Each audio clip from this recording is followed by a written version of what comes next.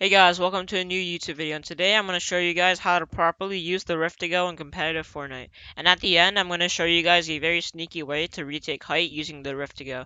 So make sure to stick till the end to find out. So as you guys know, Epic recently removed launch pads and shockwaves from the game, so the only real mobility that's left in the game is going to be Rift to Go's.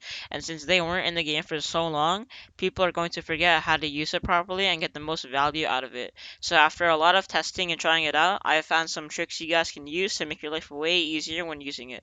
So let's get right into it. The first tip is going to be to get as close as possible to a zone while not being at risk before using it. The reason why you want to do so is because even if you deploy your glider right away, the most you can get is half to three-fourths of a zone. So you want to travel at least one-fourth of a zone by foot before using the rift. So you can guarantee that you get into zone, and maybe if you use it late enough, instead of diving into zone, you could probably stay up in the sky and wait for next zone. So you can get around like one-fourth of next zone as well, so an added bonus.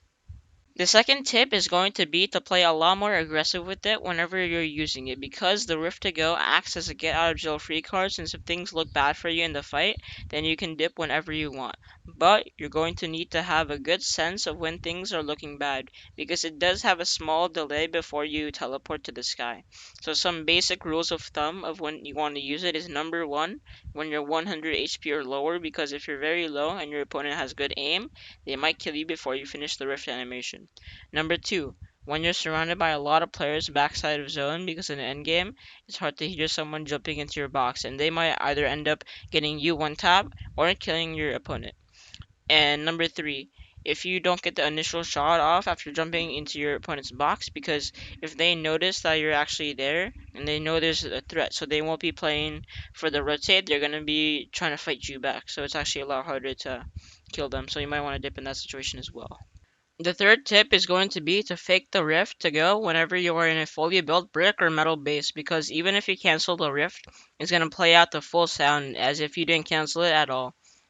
So people will think that you use the rift and they are going to try to look for it to get a free rotation. So if you fake it at the right situation, people will mindlessly look for it and you could get a free kill from it. I'll show you an example on screen right now. Alright, the fourth tip is going to be to get as deep into zone as possible when you're going to use it. So for an example, imagine this is zone 6 and zone pulls up here. This is zone 7, right? Or actually that's not realistic. Let me make it smaller. This is zone 7, right? So what's gonna happen is people all from here, right? They're gonna be rotating. So when zone finishes, most likely like 90% of the player base is gonna be backside here, like on this black part. They're gonna be all the way backside zone. So if you rift to go like let's say around here, like one fourth of zone, then you can actually land, instead of landing here on congested side, you can land all the way back here where no one is. So if you're here and you just make like a box here and everyone's on this side, you can look back for BMs on people. And one advantage to this is if zone, let's say if zone pulls forward even more, the next zone pulls double max, then you're already front side, so you have an advantage. But if it pulls one of the edges, then you have a advantage also, since you're gonna be on the dead side. Since still, people aren't gonna just all go here. They're gonna end up more, I'd say, like about here. So they're not gonna be completely like here, but they're gonna be like more towards here-ish. They're gonna be on the right side, but at the same time. So this like whole portion right here, this entire portion, that's gonna be dead side. Same with here. This entire portion, I'm gonna put this dead side, and this is congested side. So everyone's gonna be here. This is congested. This is dead. So everyone's gonna be like on these sides. Since they're already here, this is gonna be an easy straight line, right? But the only issue is if it pulls back, then you're actually at a disadvantage. But for the time being, since there's like 4 advantages and only 1 negative, like out of the 4 combinations that could happen, 1, 2, 3, 4, only one of them is negative and 3 of them are positive. So in my eyes at least, that's a good ratio. The fifth tip is a cool height take play you guys can do to catch someone off guard. So basically what you want to do is you want to be one layer underneath the guy in height and make sure to have your rift to go in your hand. And then you want to side jump to him, but as you side jump, you want to activate your rift to go right before the peak of your jump.